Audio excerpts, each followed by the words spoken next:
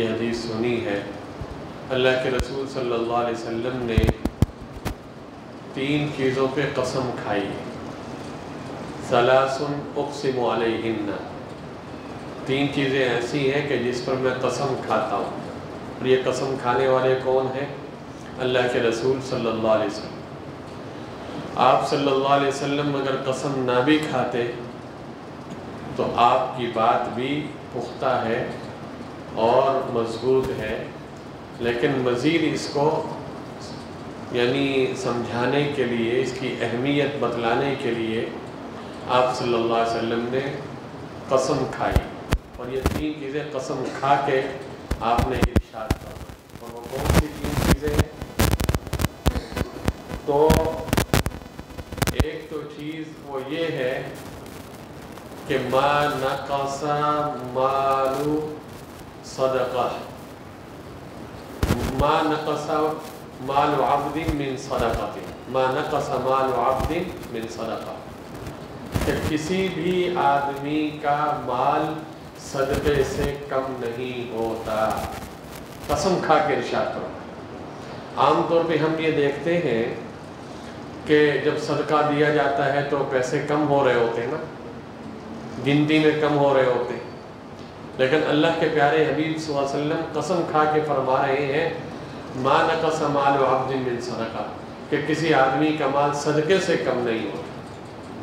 مطلب یہ ہے کہ جب اس نے صدقہ دیا یہ اللہ کے ہاں محفوظ ہو گیا، اس پر اس کو اجر بھی ملے گا، اس کا نعم البدل بھی ملے گا، ثواب بھی ملے گا۔ اللہ رب العالمین کی طرف سے رزق کے فیصلے ہوتے ہیں۔ اب یہ بعض چیزیں عقل میں نہیں آتی۔ عید الاضحیٰ کا جو دن ہوتا ہے کتنے جانور قربان کیے جاتے ہیں، کتنے۔ کتے کی قربانی نہیں ہوتی، گدھے کی قربانی۔ اب ذہن میں یہ بات آتی ہے کہ اتنی بکریاں، اتنے بکرے، اتنی گائے، یہ اتنے اونٹ، یہ قربانی کے دن میں ذبح ہوتے ہیں تو دنیا میں کم ہو جانے چاہیے، لیکن کبھی آپ نے دیکھا پھر بھی ریوڑ کے ریوڑ کسان عید الاضحیٰ کے بعد بھی گھما رہے ہوتے ہیں، ان کو وہ کر رہے ہوتے ہیں۔ تو یہ نظام اللہ نے اپنے ہاتھ میں رکھا ہے کہ کوئی آدمی یہ سمجھے کہ بھائی اس سے یہ ہو، نہیں، اللہ اس کے رسول نے جو حکم دیا ہم نے اس پر عمل کرنا ہے۔ تو فرمایا کہ کسی بھی آدمی کا مال وہ صدقے سے کم نہیں ہوتا۔ اور دوسری بات یہ ارشاد فرمائی وَلَا ظُلِمَ عَبْدٌ مَظْلِمَةً صَبَرَ عَلَيْهَا إِلَّا زَادَهُ اللَّهُ بِهَا عِزًّا، کہ اگر کسی آدمی کے اوپر کوئی ظلم کیا جائے، وہ مظلوم ہو، اور مظلوم ہونے کے باوجود اس پر ظلم کیا گیا اور پھر اس نے اس پہ صبر کیا، اس ظلم کو برداشت کیا، بدلہ نہیں لیا، اللہ رب العالمین اس کے ذریعے سے اس کی عزت میں اضافہ فرمائے۔ عزت ہمارے ہاں دنیا میں جو دستور الٹ ہے نا، اگر کسی نے کسی کو تھپڑ مارا، گالی دی، بے عزت کیا، تو دوسرے لوگ انتظار میں ہوتے ہیں کہ یہ کیا جواب دیتا ہے، یہ مرد بنتا ہے یا نہیں بنتا ہے، یہ اینٹ کا جواب پتھر سے دیتا ہے نہیں دیتا۔ اگر یہ نہ دے تو طرح طرح کی باتیں کرتے ہیں، کوئی اس نے اپنے آپ کو ذلیل کر دیا، اس نے یہ کر دیا، اس نے وہ کر دیا۔ لیکن اللہ رب العالمین کے ہاں اس کا بہت اونچا مقام ہے۔